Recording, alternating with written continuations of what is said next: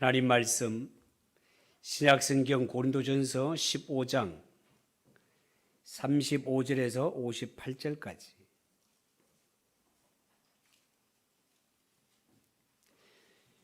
신약성경 282쪽 고린도전서 15장 35절에서 58절 끝까지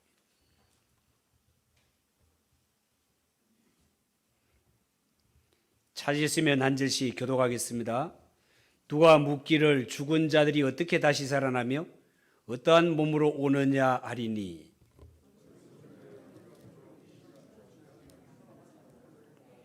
또 네가 뿌리는 것은 장래의 형체를 뿌리는 것이 아니요 다만 밀이나 다른 것의 알맹이 뿐이로되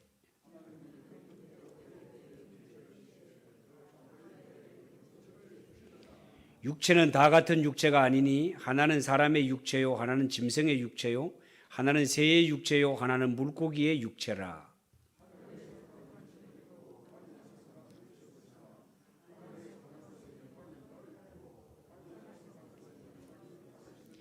해의 영광이 다르고 달의 영광이 다르며 별의 영광도 다른데 별과 별의 영광이 다르도다.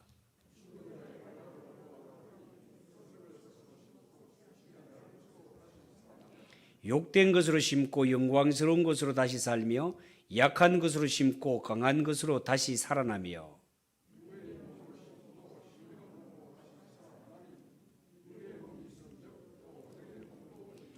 기록된 바 첫사람 아담은 생명이 되었다 함과 같이 마지막 아담은 살려주는 영이 되었나니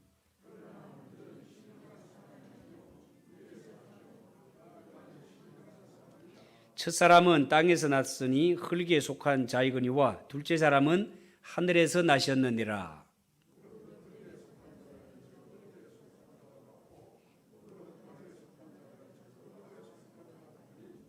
우리가 흙에 속한 자의 형상을 입은 것 같이 또한 하늘에 속한 이의 형상을 입으리라.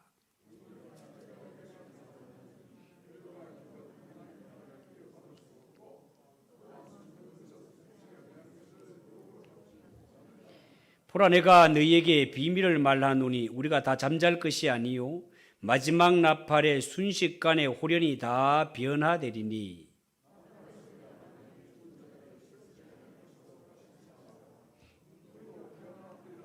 이 썩을 것이 반드시 썩지 아니할 것을 입겠고 이 죽을 것이 죽지 아니함을 입으리로다.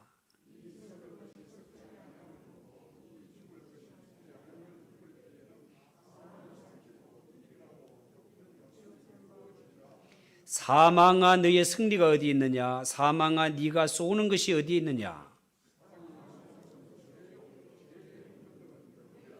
우리 주 예수 그리스도로 말미암아 우리에게 승리를 주시는 하나님께 감사하노니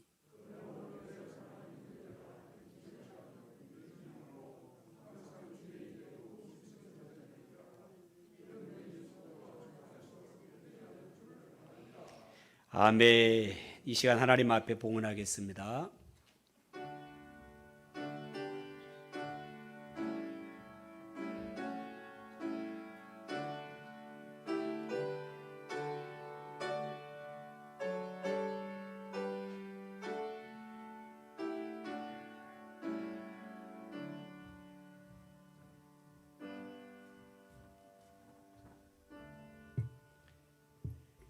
기도하겠습니다.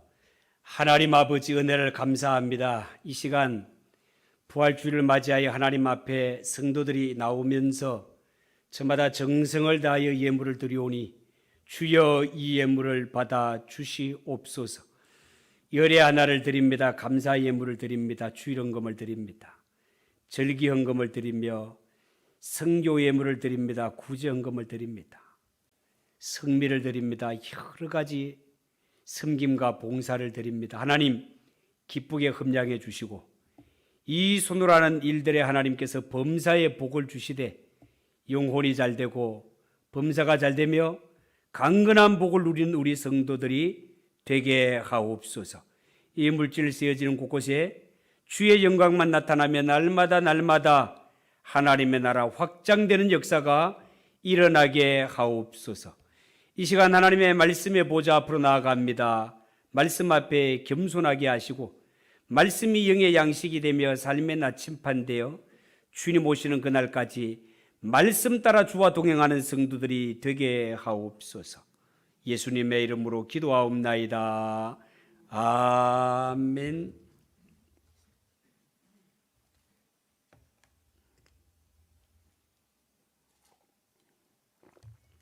자, 오늘 읽은 이 말씀을 가지고 기독교와 부활신앙이라는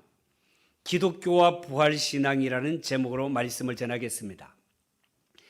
오늘 본문 성경인 고린도전서는 사도 바울이 고린도 교회에 보낸 첫 번째 편지로 이 말씀 안에는 아주 중요한 기독교 교리들이 많이 함축되어 있는 성경이라 하겠습니다. 자, 그런데요, 당시에 이 고린도 교회 성도들 가운데는 예수님의 부활을 믿지 않는 자들이 간혹 섞여 있었습니다. 사람이 죽었다가 다시 산다. 사람이 죽으면 그때부터 썩게 되고 흙으로 돌아가는 것이 사람의 모습인데, 사람이 죽었다가 다시 산다? 이것은 이성을 뛰어넘는 이야기이기 때문에 옛날이나 지금이나 사람들이 믿는 것이 쉽지 않습니다. 어쩌면 예수를 구주로 믿는다고 하는 우리 가운데도 부활에 관하여서 의심을 품고 있는 자들이 있을지도 모릅니다. 그래서 사도 바울은 고린도전서 15장인 부활장에서 부활에 관한 내용을 길게 자세하게 강론하고 있는 것입니다. 부활장이라고 불리고 있는 고린도전서를 쭉 읽어보면 1절에서 11절 내용에 예수 그리스도의 부활은 우리 기독교 복음의 기초가 된다는 사실을 강조하고 있습니다. 여러분, 실제로 우리가 믿는 기독교 신앙은요, 십자가와 부활 두 기둥으로 이루어져 있는 것이 사실입니다. 그래서 3절 4절에 보면 성경대로 그리스도께서 우리 죄를 위하여 죽으시고 성경대로 사흘 만에 다시 살아나셨다고. 예수님의 죽으심과 예수님의 다시 사심은 성경대로라는 겁니다. 여러분, 성경대로라는 말은 하나님의 말씀대로라는 말이에요. 여러분, 하나님의 말씀이 농담이 기록된 곳입니까? 하나님의 말씀이 그냥 한번 해보는 소리예요? 그렇지 않습니다. 하나님의 말씀은 있는 그대로, 사실 그대로를 적은 것이 하나님의 말씀이고, 하나님의 말씀을 우리가 신학적으로 공부해 보면 하나님의 말씀에서 가장 중요하고 가장 관심을 갖고 보아야 되는 것이, 하나님의 말씀은 뭐 기적이 많다 이런 것이 아니고 하나님의 말씀은 역사성에 가장 중점이 있습니다. 사실 그대로다, 그 말이에요. 여러분, 예수님이 십자가에 못 박혀 죽으셨다는 것이 사실임을 믿으시기 바랍니다. 죽으심만이 사실이 아니라 그 죽으셨던 예수님 사흘 만에 성경대로 다시 살아나신 것이 사실이라는 것을 믿으시기 바랍니다. 그리고 12절 이하 28절까지 보면 예수님의 부활은 우리 자신의 육체적 부활에 대한 보증이 된다는 것입니다. 보증이 된다는 말은 예수님이 죽으셨다가 다시 사는 생명을 가지는 것을 볼 때 예수 믿는 성도도 예수님처럼 죽었다가 다시 사는 생명을 가질 수 있구나, 이게 부활의 보증이다, 그 말이에요. 그래서 성경은 예수님의 죽었다가 다시 사신 것을 가리켜서 부활의 첫 열매가 되셨다라고 말하고 있는 거예요. 부활의 첫 열매라는 말이 왜 중요한가 하면, 우리가 어떤 나무를 심었는데 이 나무가 1년, 2년, 3년이 지나는데 첫 열매가 사과가 달렸네. 첫 열매가 사과가 달렸다는 말은 이 나무는 사과나무라는 말이고, 그 다음에도 사과가 달리고, 그 다음에도 사과가 달리고, 그 다음에도 사과가 달린다는 말이 첫 열매가 뭐가 달리는 것이 중요하다, 그 말입니다. 여러분, 예수님이 부활의 첫 열매가 되셨단 말은 예수를 믿는 자는 예수님이 부활의 생명을 열매 맺는 것을 볼 때 예수 믿는 성도들도 부활의 열매를 맺을 자구나. 이것이 예수님이 부활의 첫 열매라는 말의 의미라는 사실을 믿으시기 바랍니다. 세 번째 여기 보면 29절에서 34절 말씀에 부활은 기독교 신앙의 기본적인 요소고 부활신학이 부활신앙을 형성하게 되며 부활신앙은 오늘날 예수 믿는 성도로 하여금 세상에서 당하는 모든 어려움과 모든 시련들 가운데 인내하게 만드는 것이 부활신앙이요. 또한 사람들은 이 땅에 살면서 제일 두려워하는 것이 죽음의 문제인데 예수 믿는 성도에게 있어서 부활신앙은 죽음조차도 두렵게 할 수 없는 이 두려움을 초월하게 하는 것이 믿는 자에게 또한 부활신앙이라고 성경은 그렇게 증거하고 있습니다. 30절 31절에 이런 말씀이 있어요. 또 어찌하여 우리가 언제나 위험을 무릅쓰리요. 형제들아, 내가 그리스도 예수 우리 주 안에서 가진 바 너희에 대한 나의 자랑을 두고 단언하노니 나는 날마다 죽노라. 나는 날마다 죽노라라고 그렇게 고백을 하고 있습니다. 계속해서 오늘 읽은 35절 이하의 말씀에 보면 35절 이하가 말씀이 어떻게 구성되어 있는가 하면 어떤 회의론자가 이런 질문을 던지는 것을 볼 수 있습니다. 어떻게 해요? 누가 묻기를 죽은 자들이 어떻게 다시 살며 어떤 몸으로 오느냐, 이런 질문을 던졌단 말이에요. 이런 질문을 던지는 것을 보니까 이 질문을 던지는 자와 당시에 많은 자들이 예수님의 부활과 성도의 부활을 믿지 못하고 있다는 증거입니다. 그러니까 이 질문이 나오는 거예요. 자, 이 질문 앞에 사도 바울은 뭐라고 답변을 하고 있습니까? 고린도전서 15장 부활장 후반부에서 이 질문에 대해서 대답을 하고 있습니다. 자, 오늘 우리가 이 성경 본문을 통해서 몇 가지 살펴볼 것인데요. 첫 번째는 죽은 자들이 어떻게 다시 살아날 수 있을까? 죽은 자들이 어떻게 다시 살아날 수 있을까 하는 문제예요. 여러분, 당시에 고린도 교회는 참 문제가 많았던 교회 아닙니까? 그런데 고린도 교회의 주류를 이루고 있던 사람들은 헬라인들이었습니다. 자, 그런데 이 헬라인들은 우리가 아는 대로 이원론적인 사고를 하고 있던 자들입니다. 이원론적인 사고라는 것이 뭔가 하면 그들은 생각할 때에 영혼은 강하고 선하고 영원하지만 육체는 약하고 세속적이고 부패해가는 감옥으로서 사람의 영혼을 감금하고 있다라고 그렇게 여겼습니다. 그래서 헬라인들은 생각하기를 사람이 죽으면 육체는 흙으로 돌아가고 영혼은 자유롭게 되어서 우주적인 신 안으로 흡수가 된다라고 헬라인들은 그렇게 믿고 있었습니다. 그래서 이 이원론적인 사고에 빠진 헬라인들은 당시에 영혼 불멸설은 믿고 있었지만 육체 부활은 믿지 않았습니다. 사람이 썩으면 썩는 순간에 썩어서 벌레가 생기게 되고 악취가 생기게 되는데 어떻게 죽었던 시체가 다시 살아날 수 있단 말인가? 이거는 상상도 할 수 없고 말도 안 되는 소리다. 이것이 헬라인들이 가지고 있는 생각이었다, 그 말입니다. 어쩌면 오늘날 모든 현대인들도 어쩌면 예수 믿는 성도들조차도 이렇게 생각하고 있을지도 모릅니다. 사람이 죽으면 요즘 같으면 10중 8구 화장을 합니다. 화장터에 가보면 사람이 살아있을 때 사람이지 생명이 떠나게 되면 화장을 하면 불과 2시간이 안 돼요. 1시간 40분 만에 한 줌의 재가 되어 나타납니다. 이 한 줌의 재가 된 유골을 우리는 가서 땅에 묻기도 하고 물에 뿌리기도 하고 이렇게 한 줌의 흙으로 돌아간 인생이 어떻게 다시 사람으로 살아날 수 있단 말인가? 사람이 죽었다가 다시 산다는 게 말이나 되는 소린가?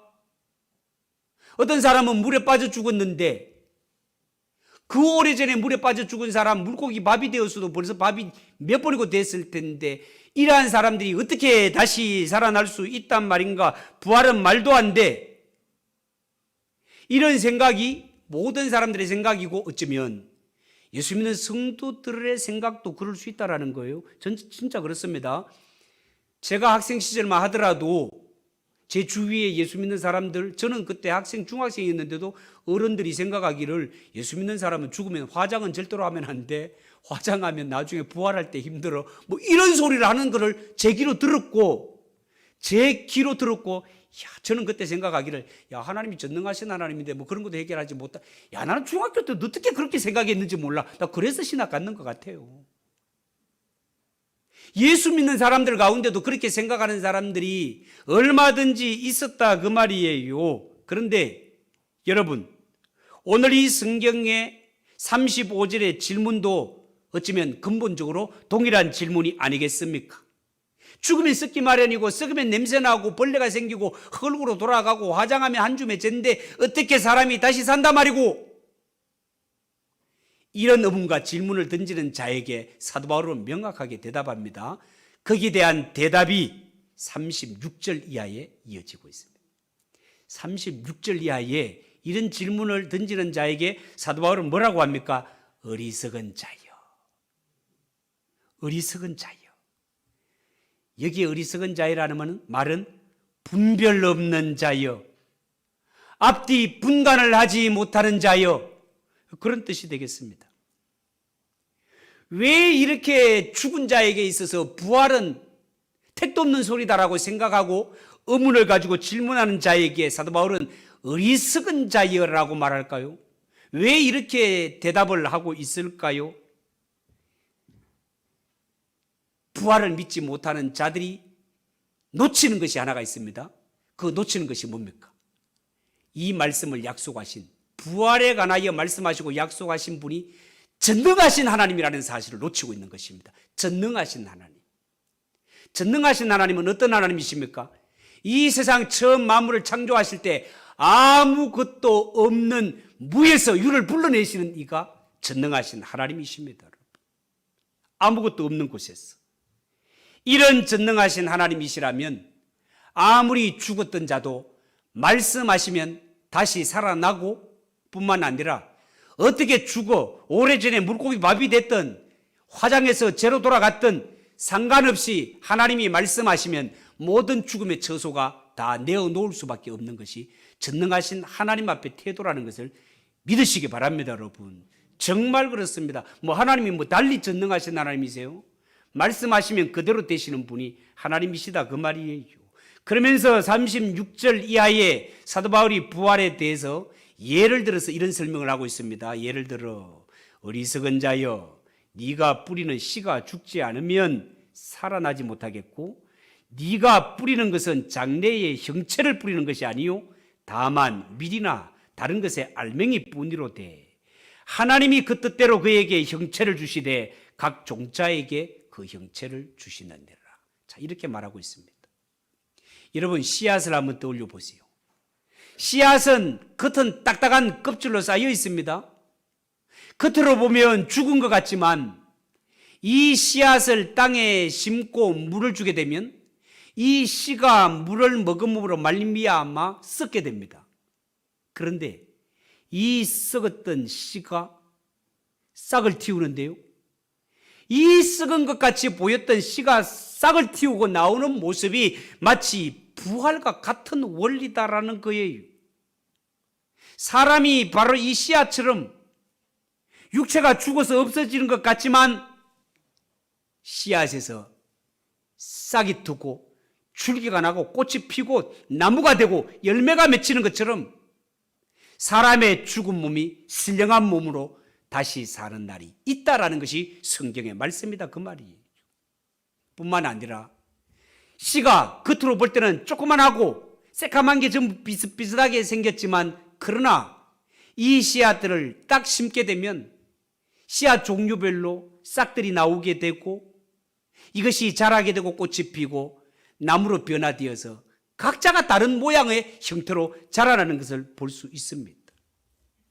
씨앗으로 있을 때는 전부가 보잘것없이 비슷비슷하게 그렇게 생겼지만 싹이 나고 자라는 것을 보면 종류대로 다 다른 것처럼 하나님 앞에 부활하는 신체들이 다 각자가 다르게 그렇게 부활하게 된다라는 것이 성경의 말씀이다, 그 말입니다.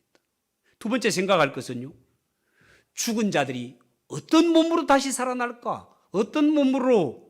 39절 이하 말씀이 그런 말씀이에요. 부활의 형체에 대해서 성경은 이렇게 말씀합니다. 39절 이하, 육체는 다 같은 육체가 아니니 하나는 사람의 육체요, 하나는 짐승의 육체요, 하나는 새의 육체요, 하나는 물고기의 육체라.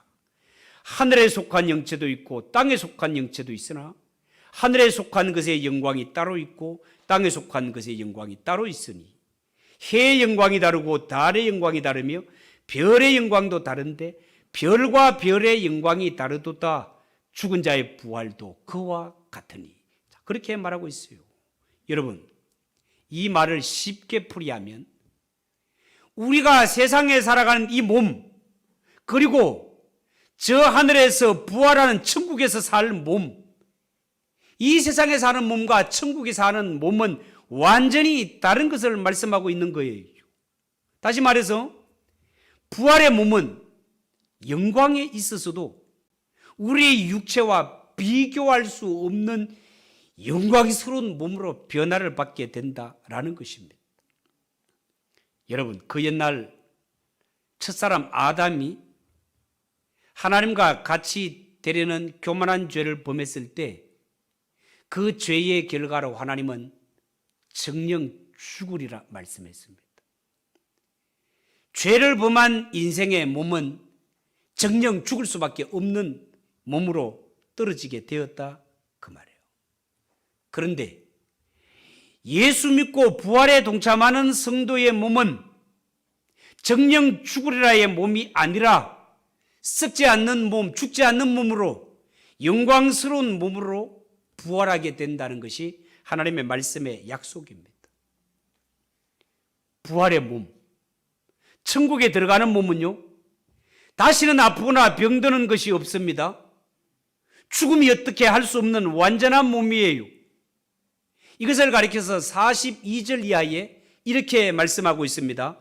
썩을 것으로 심고 썩지 아니할 것으로 다시 살며 욕된 것을 심고 영광스러운 것으로 다시 살며 약한 것으로 심고 강한 것으로 다시 살며 육의 몸을 심고 신령한 몸으로 다시 살아나나니 육의 몸이 있은즉 또 영의 몸도 있느니라. 성경은 이렇게 말하고 있습니다. 여러분, 예수 믿는 성도는 이 세상에 죽는 것으로 끝이 아니고 다시 사는 부활이 있대요. 이 부활체를 입게 되면 상상도 할 수 없는 일이 일어난대요. 우리가 이 세상에 살면서 가장 아픈 것이 뭡니까? 사람이 정말 불교에서 말하는 생로병사 아닙니까? 늙고 병들어가고 고통받는 이런 것들이 인생이 안고 있는 정말 해결할 수 없는 문제 아닙니까, 여러분? 그런데 예수를 믿고 부활에 동참하는 자는 이 부활의 몸을 가졌을 때 다시는 아픈 것도 없고 병드는 것도 없고 죽는 것이 없는 영광스러운 몸으로 부활체를 갖게 된다는 것입니다. 이 말 한마디 속에는요, 예수 믿는 성도들은 오늘 죽어도 괜찮다, 이런 뜻입니다. 이런 뜻이에요. 모든 사람들은 죽기 싫어서 어떻게 하면 좀 더 살아볼까, 여기에 그냥 목숨 걸고 살아가는 것이 현대인들의 모습이지만 예수 믿는 성도들은 오늘 죽어도 괜찮습니다.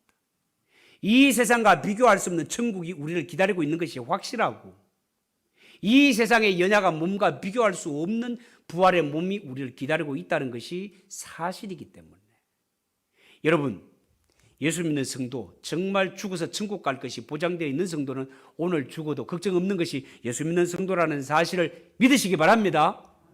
믿으시기 바랍니다. 이것 안 믿으면 예수 믿을 필요가 뭐가 있겠습니까, 여러분? 정말 예수 믿는 성도에게는 이러한 것이 기다리고 있단 말이에요. 그리고 정말 우리가 예수를 믿고 부활체가 되었을 때 부활체는 몸 상태가 어떤가라는 것은 예수님이 죽음의 권세를 이기고 다시 사셔서 부활체가 어떤지를 이 땅에 계셨을 때 보여주셨으니 우리가 부활의 몸으로 변하게 되면 어떻게 될까는 예수님의 부활하신 몸을 보면 어느 정도 짐작할 수 있습니다. 예수님의 부활하신 몸은 어땠습니까? 예수님의 몸은 그냥 나타나실 수도 있고 사라질 수도 있습니다. 예수님의 부활하신 몸은 벽을 그냥 통과할 수 있는 몸이었습니다. 제자들이 다 문을 굳게 닫고 잠그고 있는 상태에서 예수님께서 그냥 나타나십니다. 이것이 부활체의 특징입니다. 여러분. 부활체는 생각만으로 몸을 이동시킬 수 있는 이러한 상태인 것 같습니다. 그러면서 동시에 부활체도 음식을 먹고 만질 수도 있고 말씀을 하시면 알아들을 수도 있고 그의 몸은 상상하고 표현하기조차 힘든 영광스러운 몸이라고 성경은 그렇게 가르쳐주고 있습니다. 자, 그렇다면 중요한 것이 의심 많은 우리가 생각할 때 정말로 우리는 육체가 한계가 있고 연약하디 연약한 인생인데 정말로 우리의 몸이 변하여 예수님의 부활체처럼 시공간을 초월하고 이러한 상태로 이 영광스러운 말로 표현하지 못하고 형용할 수 없을 만큼 이러한 영광스러운 몸으로 내가 변할 수 있을까? 이런 의심이 우리에게 있지 않겠습니까, 여러분? 그를 위하여 성경 빌립보서 3장 21절에 이런 말씀을 하십니다. 그가 하나님이 우리의 낮은 몸을 자기 영광의 몸의 형체와 같이 변하게 하시리라. 내가 나를 변하게 하는 것이 아니고 하나님, 말씀하시면 그대로 되는 그 전능하신 하나님, 그분이 우리를 변화시키겠다는 것입니다. 우리가 하는 것이 아니고 하나님이 하신다는 사실을 믿으시기 바랍니다. 하나님이 하신다. 하나님이. 요한일서 3장 2절에는 이런 말씀도 있어요. 장래에 어떻게 될 것은 아직 나타나지 아니하였으나 그가 나타내심이 되면, 하나님이 나타내심이 되면 우리가 그와 같을 줄을 알게 될지니라. 하나님이 딱 나타내시는 날에 되는구나 라는 것을 느낄 때가 온단 말입니다. 이것은 하나님이 우리에게 주신 약속이니 하나님의 약속은 틀림없이 이루어지니 믿어도 좋다 그 말이에요. 여러분, 하나님은 약속이 얼마나 신실하신가 하면 하나님은 앞으로 여자의 후손을 보내 세상을 구원하겠다. 여자의 후손이라면 그냥 여자가 이게 아니고 남자를 가까이 하지 않은 여자가 아들을 낳는데 우리 생각으로는 상상도 안 되는 이야기요. 그러나 세월이 지나가니 정말 동정녀 마리아에게서 아들이 태어나 그가 세상을 구원하는 예수 그리스도신 것이, 약속하신 것이 그대로 이루어지는 것처럼 너희의 몸이 변할 날이 있어. 하나님이 약속하셨으면 우리가 이해 안 돼도 하나님이 약속하셨으면 그대로 되는 줄 믿으시기 바랍니다. 하나님이 하신다 그 말이에요. 그러면 우리가 정말 부활체를 입게 되었을 때 너무너무 영광스러워서 우리 서로 못 알아보면 어떻게 하지? 그런 것도 걱정할 것 없어요. 예수님께서는 이미 마태복음 17장 변화산상에서, 여러분 제가 한번 설교한 적이 있습니다. 변화산상에서 예수님이 제자들을 데리고 올라갔을 때 예수님께서 변화산상에서 누구를 만났다? 모세와 엘리야를 만났어요. 이 사람들은 이미 오래전에 죽었던 사람들이에요. 엘리야는 살아 승천하셨지만, 그런데 그 영화롭게 변화된 신체였지만 함께 올라갔던 제자들이 한눈에 모세구나 엘리야구나를 알아봤다 그 말이에요. 아무리 영광스럽게 변하였다 하더라도 한눈에 알아볼 수 있도록 하나님께서 다 알아서 하십니다. 하나님께 맡기면 돼요. 우리는 하나님의 말씀을 믿기만 하면 된다 그 말이에요. 세 번째, 죽은 자의 부활이 언제 일어나는가? 도대체 이 일이 언제 일어나는가? 51절 52절을 보세요. 보라, 내가 너희에게 비밀을 말하노니 우리가 다 잠잘 것이 아니요 마지막 나팔에 순식간에 호련히 다 변화되리니 나팔 소리가 나매 죽은 자들이 썩지 아니할 것으로 다시 살아나고 우리도 변화되리라. 그렇게 말했습니다. 여기에 마지막 나팔, 재림의 날에 울려 퍼질 나팔 소리입니다. 우리가 부활체를 입게 되는 날, 그날이 언제라 말입니까? 예수님 다시 오시는 그날이다 말이에요. 예수님의 재림의 날을 기점으로 죽었던 자들이 부활에 참여하고 부활체를 입게 된다 그 말이에요. 이 사실을 두고 데살로니가 전서 4장 16절 17절에 이렇게 말씀했습니다. 주께서 호령과 천사장의 소리와 하나님의 나팔 소리로 친히 하늘로부터 강림하시리니 그리스도 안에서 죽은 자들이 먼저 일어나고 그 후에 우리 살아남은 자들도 그들과 함께 구름 속으로 끌어올려 공중에서 주를 영접하게 하시리니 그리하여 우리가 항상 주와 함께 있으리라. 이야, 너무너무 신나는 것 아닙니까? 예수님의 재림과 동시에 우리의 몸이 부활체로 변하는데 성경은 이것을 어떻게 표현했는가 하면 순식간에, 호련히 라는 말로 표현을 했어요. 이 말을 더 쉽게 표현하면 갑자기라는 말이에요. 갑자기, 한 방에, 이런 뜻이에요.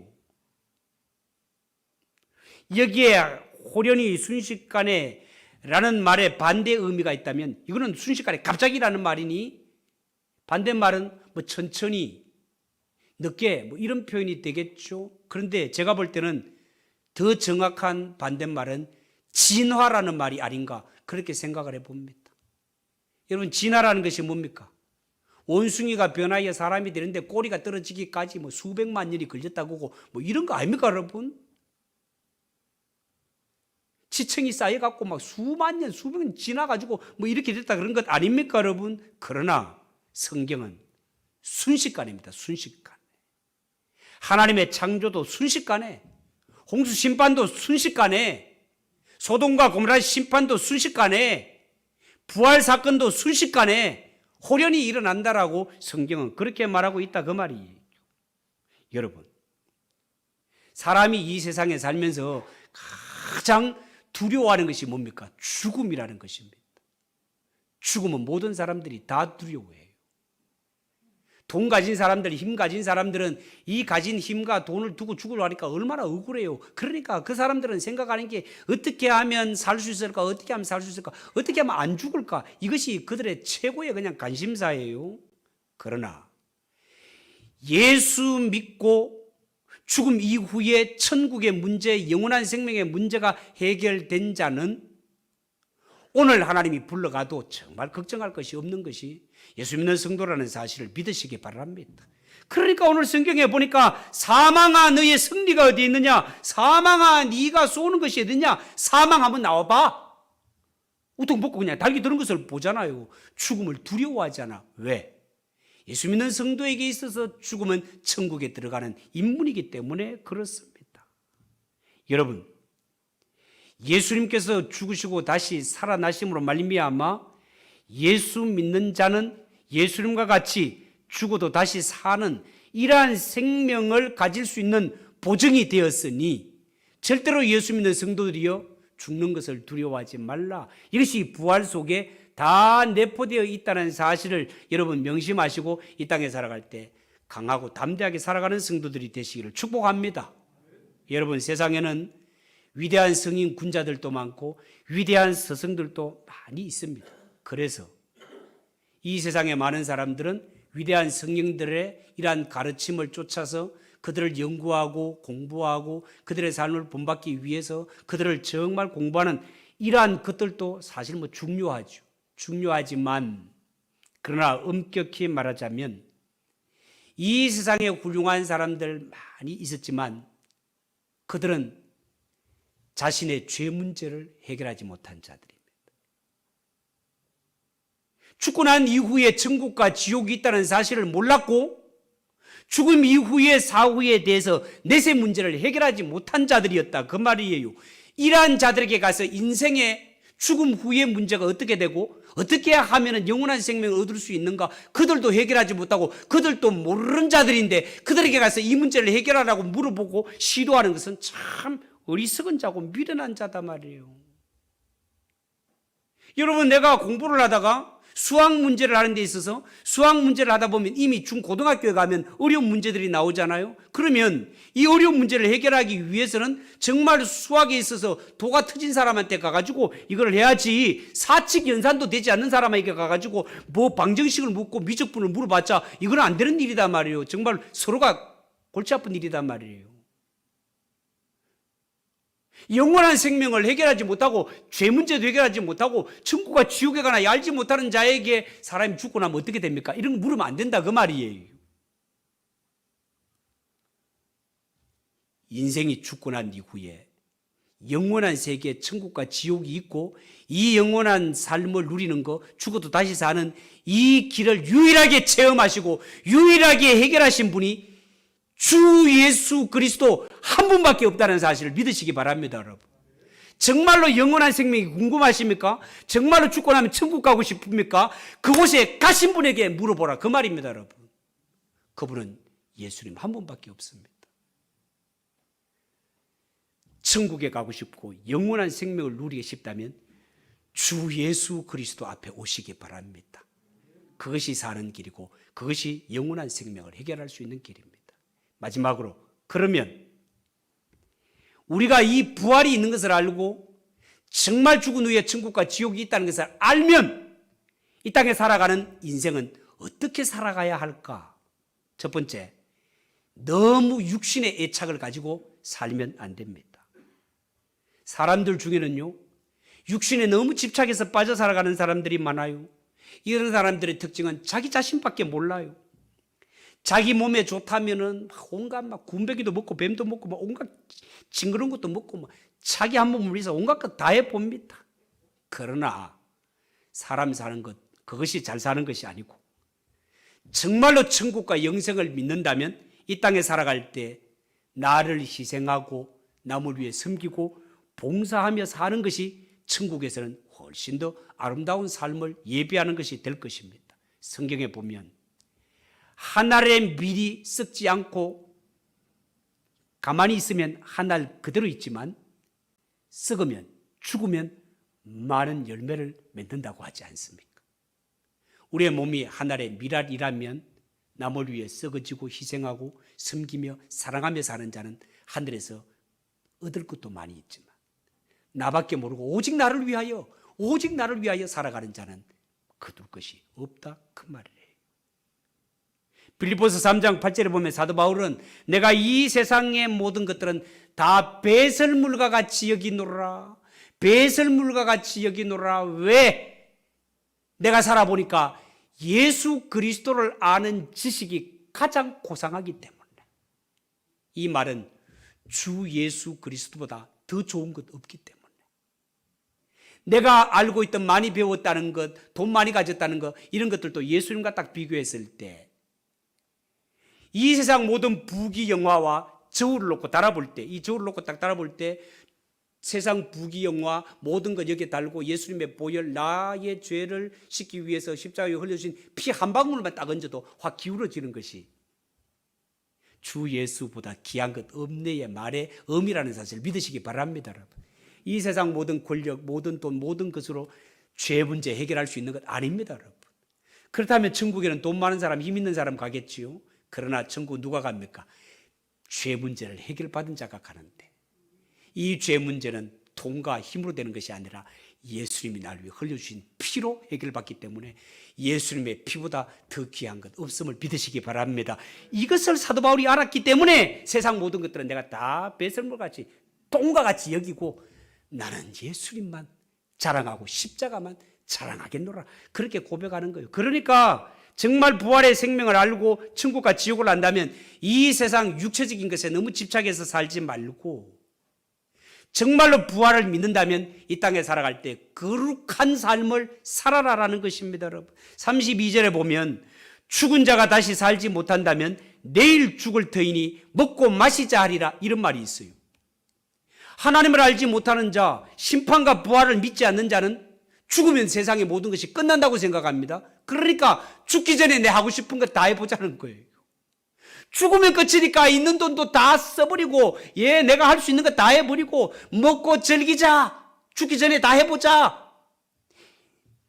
하나님을 알지 못하고 심판을 알지 못하는 사람은 이 세상에 있을 때 그냥 즐기자 하고 사는 것이 최고의 삶인 줄 알지만 성경은 이런 자를 가리켜서 허랑방탕이라고 하는 것입니다. 허랑방탕. 왜 그렇습니까? 하나님의 심판이 있고 천국과 지옥이 있기 때문에 그렇습니다. 예수 믿는 성도들은 절대로 내 먹고 싶은 거 다 먹고 내 살고 싶은 대로 그냥 다 살자. 죽으면 끝이니까. 이렇게 사는 자는 불신자인 것이지. 부활신앙이 있는 것도 아니고 내세의 신앙이 있는 것도 아니지. 정말로 내세의 신앙이 있다면 심판을 두려워하며 정직하고 바르게 거룩하게 살아야 된다. 그래서 여러분, 예수 믿는 성도들이 이 땅에 살아갈 땐 정말 친구를 조심해서 사귀어야 됩니다. 왜? 사람은 무엇을 가까이 하는가에 영향을 받기 때문에 그렇습니다. 33절 34절에 이런 말이 있어요. 속지 말아라. 악한 동무들은 선한 행실을 더럽히나니 깨어 의를 행하고 죄를 짓지 말아라. 이 말이 무슨 말입니까? 이 세상에 살면서 악한 친구들을 가까이 하는 자는 결국은 죄악만 짓다가 인생을 마치게 된다. 그 말입니다, 여러분. 좋은 친구를 가까이 하는 자는 선한 영향을 받아 좋은 일을 행하며 살게 될 것이다 말이에요. 그러면 좋은 친구는 어떤 자가 좋은 친구일까? 하나님의 말씀 듣기를 사모하고 기도하기를 사모하고 예배하기를 사모하고 은혜 받기를 사모하는 자가 좋은 친구임을 믿으시기 바랍니다. 보험성가 가운데는 이런 거 있어요. 예수보다 더 좋은 친구 없네. 예수보다 더 좋은 친구 없네. 우리가 찬송을 관심 있게 부르다 보면 찬송가 가사 가운데 예수님은 나의 친구가 되신다고 강조하는 찬송이 얼마나 많은지 몰라. 예수님이 우리에게 가장 좋은 친구이니 예수님을 가까이 하며 살아가는 성도들 되시기를 주님의 이름으로 축복합니다. 시간이 많이 갔네요. 전할 말씀이 있지만 요만큼 하고 마칩시다. 부활절 다음에도 있는데. 어쨌든 정말 우리 예수 믿는 성도가 부활의 신앙을 제대로 갖고 내세 신앙이 바르게 해결되면 오늘 죽어도 괜찮은 것이 예수 믿는 성도라는 사실을 여러분 꼭 기억하시고, 특히 우리 연세 드신 분들 죽음을 두려워하지 말고, 죽음은 우리가 천국에 들어가는 인문이 성도에게서 죽는 것이고, 성도는 죽는 것이 아니고 자는 것이고, 자는 것은 깰 날이 있다는 것이 하나님의 약속이라는 사실을 믿으시고, 하나님이 약속하시면 틀림없이 이루어집니다. 이 하나님의 약속 굳게 붙들고 주님 오시는 그날까지 부활신앙으로 승리하며 살아가는 우리 성도들 되시기를 주님의 이름으로 축복합니다.